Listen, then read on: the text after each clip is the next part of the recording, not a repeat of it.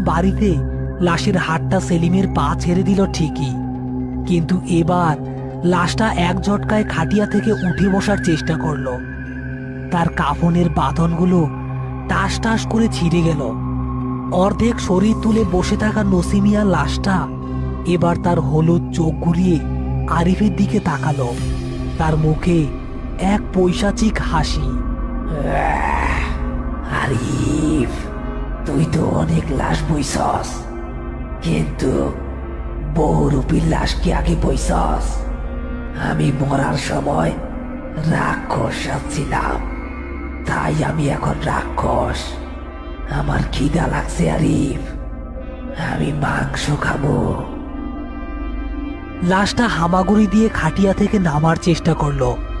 চারপাশের ঝোপঝাড় থেকে শত শত শিয়াল ডেকে উঠল।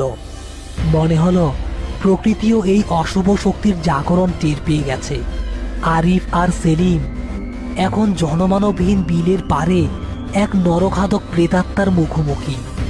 তাদের সামনে গভীর বিল, পেছনে জঙ্গল, আর মাঝখানে ক্ষুধার্ত বহুরূপী লাশ। বিলের পারে কাদার মধ্যে এক নাটকীয় পরিস্থিতি।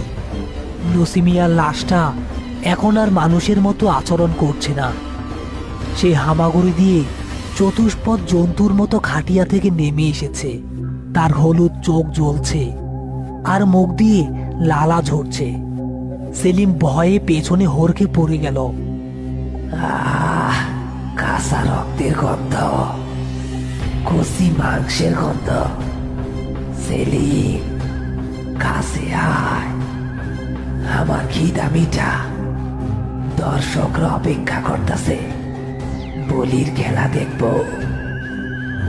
ভাইজান, ও ও আমার দিকেই আসতেছে। ও মানুষ না ভাইজান, ও জানোয়ার হয়ে গেছে। ওর শরীর থেকে পুরা আলকাতরার গন্ধ আসতেছে। বাসান ভাইজান, আমারে বাসান। সেলিম, সাহস হারাইস না, দৌড় দিবি না।